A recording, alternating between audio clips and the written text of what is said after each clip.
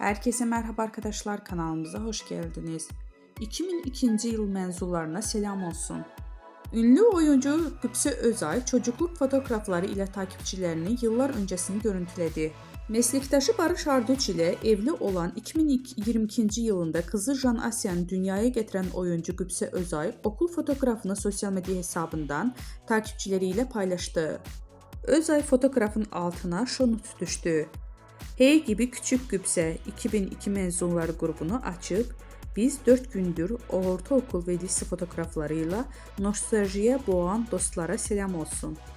Kimisi annesiyle kulislerde tanıştı, kimi ise set aralarında babasını bekledi. Kimi ise tesadüfen sahneyle ilk tanıştı. İşte dün tanınmayan, bugün ise ünlü olan isimler ve şaşırtan değişimleri.